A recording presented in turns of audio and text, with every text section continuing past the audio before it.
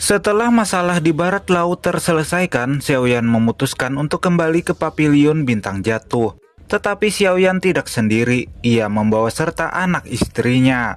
Ketika Xiaoyan dan yang lainnya sampai di Paviliun Bintang Jatuh, perhatian Yao Chen teralihkan oleh Xiao Xiao yang berada di pelukan Cailin. Lalu ia mengalihkan pandangannya ke Xiaoyan dan bertanya, "Ini adalah putrimu." Sembari tersenyum malu, Xiaoyan mengangguk dan menceritakan semua yang terjadi. Yao Chen begitu terkejut setelah mendengar cerita Xiaoyan. Lalu dia mengalihkan pandangannya ke Cailin sembari menggodanya. "Xiaoyan, dulu istrimu begitu membencimu. Jika bukan karena aku, pastinya kamu sudah dibunuh olehnya." Wajah Cailin langsung memerah ketika mendengarnya. Untuk mengalihkan perhatian, Cailin segera menyuruh Xiao Xiao untuk menyapa Yao Chen sebagai guru besar. Tampak Xiao Xiao kecil dengan sedikit rasa ragu dan takut-takut memanggil guru besar pada Yao Chen. Senyum tipis terpancar di wajah Yao Chen ketika mendengar suara lembut gadis kecil itu. Dia tidak memiliki anak, tetapi dia sudah menganggap Xiaoyan seperti putranya sendiri. Jadi putri Xiaoyan bisa dianggap seperti cucunya sendiri. Dengan penuh kasih sayang, Yao Chen mendekati Xiao Xiao dan memegang tangannya yang mungil. Kilau keterkejutan melintas di mata Yao Chen. Ia dapat merasakan adanya kekuatan spiritual yang luar biasa di dalam tubuh Xiao Xiao. Selain itu, dia juga memiliki afinitas api dan kayu. Jadi sangat cocok untuk menjadi seorang alkemis. Jika dilatih dengan benar, maka kemungkinan pencapaiannya di masa depan akan melebihi Xiaoyan. Xiaoyan tersenyum ketika mendengarnya. Dengan lembut Yao Chen mengusap kepala Xiao Xiao. "Anak ini telah bepergian denganmu melalui lubang cacing selama beberapa hari. Biarkan dia beristirahat dulu." Cailin segera membawa Xiao Xiao pergi dan membiarkan Xiaoyan dan Yao Chen berbicara berdua. Yao Chen menatap Xiaoyan dan berkata, "Bocah kecil, kamu telah memiliki seorang putri yang luar biasa. Namun kamu bisa bersama dengan Ratu Medusa, aku benar-benar tidak menduganya." Xiaoyan sendiri tidak pernah berpikir bahwa hubungannya dengan Cailin cukup rumit. Siapa yang mengira Ratu Medusa yang terkenal kejam dan ingin membunuhnya dulu, kini malah menjadi istrinya. Lalu Yao Chen memberitahu Xiaoyan bahwa dia telah mendapatkan beberapa informasi tentang bagian peta lokasi api surgawi teratai iblis. Benda itu akan dilelang di pameran perdagangan spasial. Namun, api surgawi teratai iblis terlalu menarik perhatian banyak ahli, sehingga sebelum pergi mereka harus mempersiapkan diri terlebih dahulu. Xiaoyan dan Yao Chen memutuskan untuk melakukan pelatihan tertutup dalam pemurnian pil selama setengah bulan. Selama pelatihan tersebut terjadi sebuah fenomena aneh di atas langit Paviliun Bintang Jatuh. Munculnya gemuruh dan awan petir berwarna. Hal ini membuat semua orang di Paviliun Bintang Jatuh begitu terkejut. Namun meskipun petir berwarna itu adalah sesuatu yang mengerikan, tetapi tidak dapat merusak apapun di alam bintang. Karena beberapa boneka langit sudah bersiap untuk memblokir dan menyerap petir pil yang menyambar mereka. Fenomena petir pil itu berlangsung selama setengah bulan sebelum perlahan-lahan menghilang. Xiaoyan dan Yao Chen perlahan berjalan keluar dari pintu menara batu. Mereka berdua tampak begitu kelelahan. Setelah 3 hari berlalu, Yao Chen memimpin perjalanan menuju pameran perdagangan spasial. Xiaoyan, Cailin, dan Xiao Yixian mengikutinya dari belakang. Dalam perjalanan, Yao Chen menjelaskan sedikit tentang pameran perdagangan spasial kepada mereka bertiga. Pameran perdagangan spasial ini adalah sebuah pasar lelang yang diadakan oleh 3 sekte, yaitu Sekte Gerbang Tanah, Sekte Ruang Misterius, dan Sekte Gunung Harta Karun.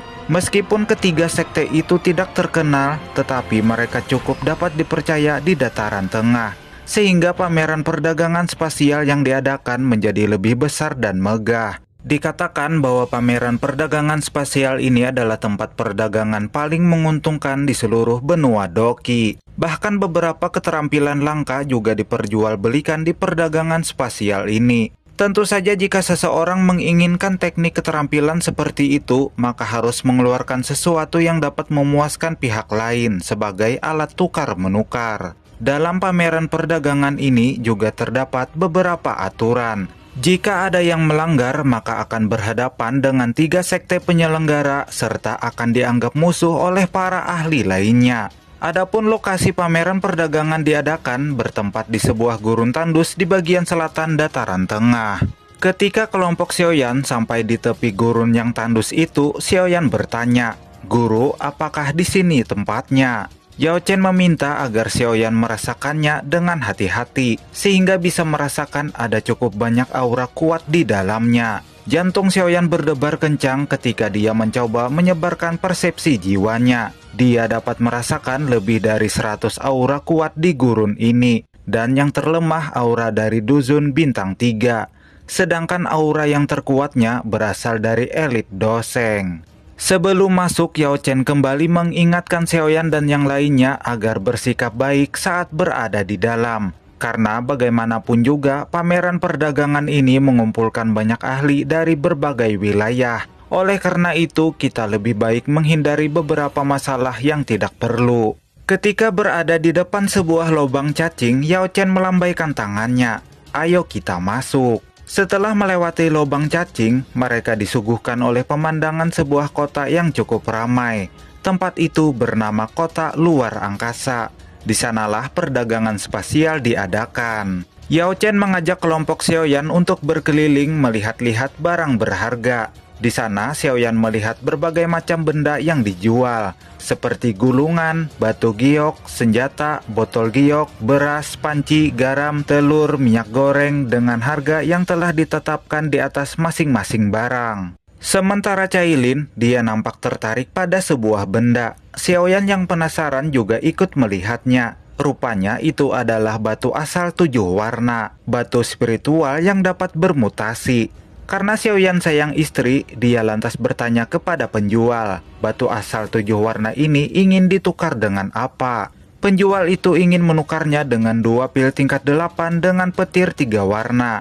Xiaoyan tersenyum dan berkata, "Untuk benda ini takutnya pertukarannya terlalu mahal." Lalu pedagang itu membalas, "Jika menurutmu terlalu mahal, maka tidak perlu menukarnya." Wajah Xiaoyan nampak cemberut karena usahanya untuk menawar harga gagal total. Tetapi Cailin meminta Xiaoyan untuk tetap membeli batu asal 7 warna tersebut. Meskipun Xiaoyan sedikit kesal terhadap penjual itu, tetapi karena rasa sayang dan cinta kepada Cailin, ia pun menukarnya dengan 2 pil tingkat 8. Sembari memberikan batu asal 7 warna kepada Cailin, Xiaoyan bertanya, apakah ada sesuatu yang salah dengan benda itu? Cailin tersenyum dan menjelaskan, orang biasa mungkin hanya tahu ketika piton 7 warna mati, maka akan membentuk batu asal 7 warna.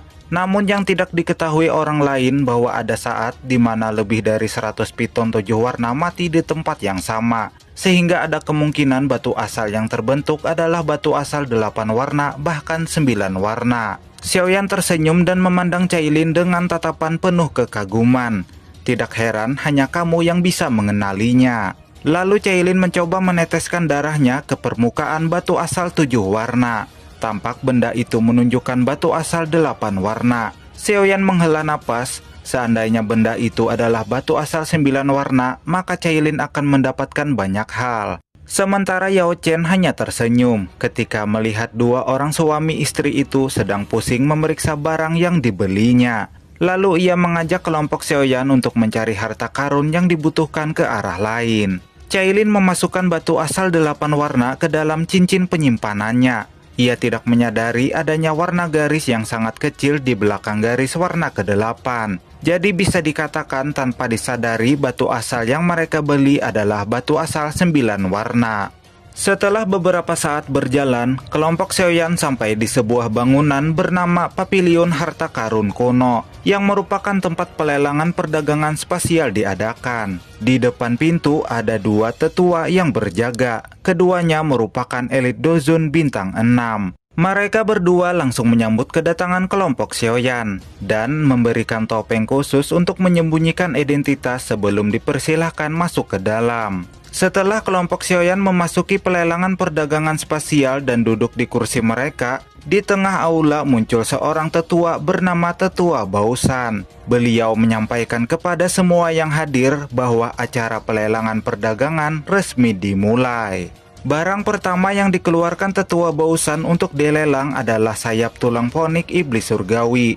Xiaoyan begitu terkejut ketika melihatnya. Ia tidak menyangka sayap tulang ponik iblis bisa dijual sesuka hati pada pelelangan tersebut. Padahal dirinya saja bahkan diburu dan hampir dibunuh oleh anggota klan ponik hanya gara-gara tulang sayap yang ia dapatkan secara tidak sengaja. Hal ini membuat Xiaoyan menyadari bahwa hanya dengan menjadi kuat dia dapat mencegah orang lain memprovokasinya. Setelah tetua Bausan menjelaskan kelebihan dan manfaat sayap tulang itu, seluruh aula menjadi sunyi. Sebelum akhirnya ada seseorang yang berkata, "Aku menginginkannya." Dia melemparkan botol giok ke arah tetua Bausan. Dan sebaliknya, tetua Bausan mengirimkan sayap tulang ke orang itu. Selanjutnya, tetua Bausan mengeluarkan sebuah gulungan. Barang kedua ini adalah keterampilan Do tingkat rendah kelas Tian. Teknik tersebut bernama tubuh kaca King Kong.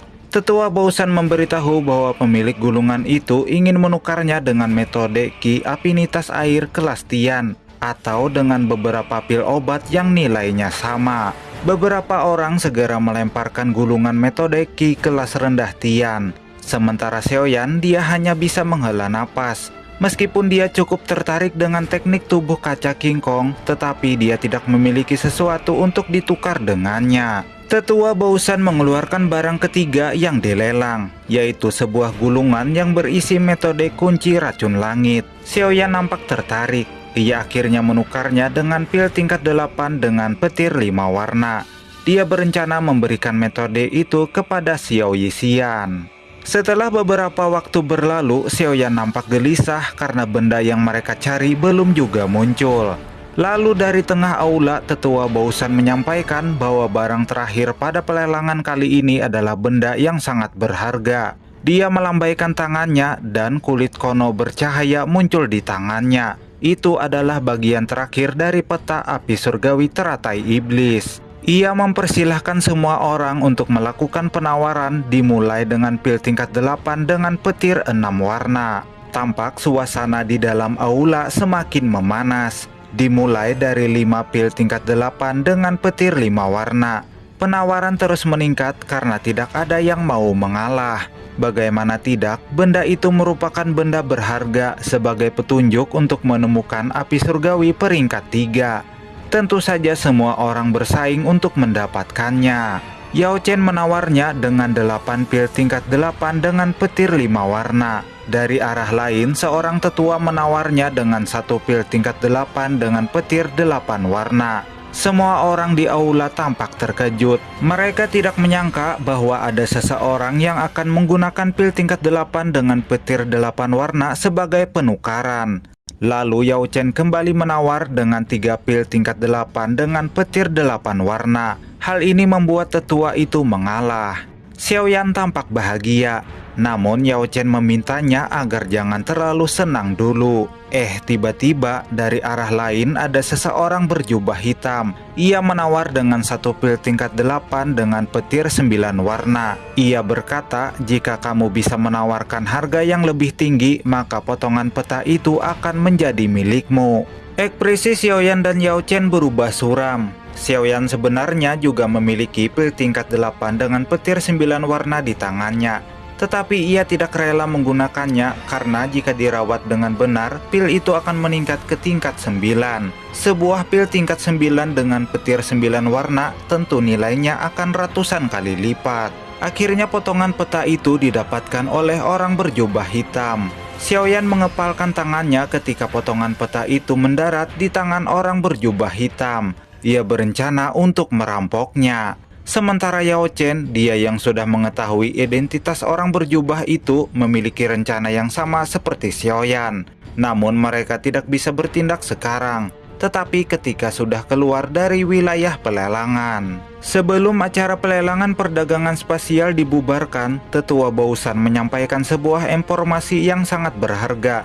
Meskipun hanya sebuah informasi, tetapi hal ini membuat hati Xiaoyan bergetar. Karena informasi itu adalah tentang pohon bodhisatwa kono yang legendaris, yang hanya muncul dalam 1000 tahun sekali.